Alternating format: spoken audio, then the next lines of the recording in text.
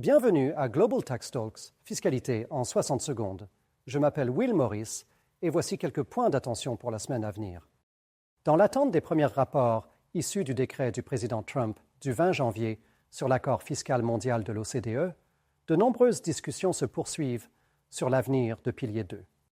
Tout d'abord, comme il est dit dans Star Wars, dans une galaxie lointaine, très lointaine, le G20 et l'OCDE ont évoqué, lors de leur réunion de fin février, la bonne marche des deux piliers, en particulier de Pilier 2, avec toutefois une brève allusion au respect de la souveraineté fiscale des États. Il convient toutefois de noter l'absence du secrétaire au Trésor américain et la future prise de la présidence du G20 par les États-Unis à la fin de l'année qui pourrait annoncer un changement de cap. Pendant ce temps, sur la planète Terre, la situation est un peu différente.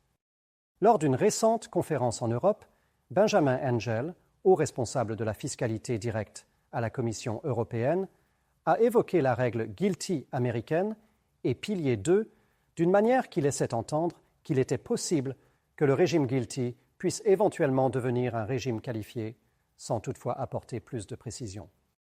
Autre point intéressant lors de cette conférence, des voix se sont fait de plus en plus entendre de la part d'entreprises européennes réclamant une suspension du Pilier 2 ou une utilisation innovante de régimes de protection dits « safe harbor ». Ceci fait écho à la récente déclaration d'un dirigeant régional allemand sur la nécessité d'une pause et l'appel par la plus importante association professionnelle allemande, la BDI, à suspendre Pilier 2 ou à accroître considérablement les régimes safe harbor.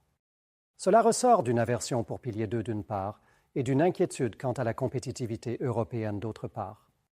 Et il est peut-être révélateur que ces questions commencent à être soulevées publiquement.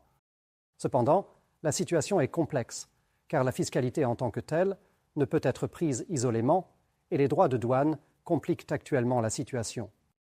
L'extension des droits de douane américains sur l'acier et l'aluminium à 25% pour tous les pays a entraîné des droits de douane européens ciblés de 50% applicables à compter du 1er avril sur le whisky, les motos et certains autres produits américains.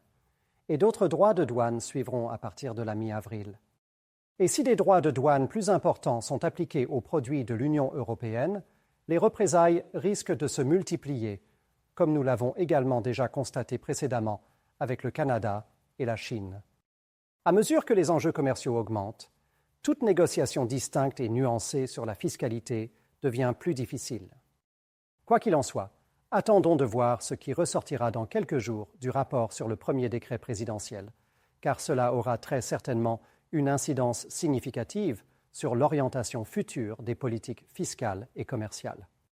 Par ailleurs, l'Union européenne a adopté sa dernière directive dite DAC 9, relative à l'échange d'informations au titre de Pilier 2.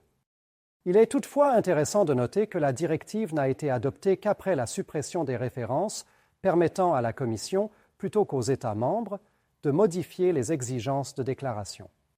Cela pourrait à nouveau porter un coup dur à ceux qui espèrent voir l'Union européenne modifier en profondeur la directive sur l'impôt minimum, l'unanimité en matière fiscale pouvant être difficile à obtenir.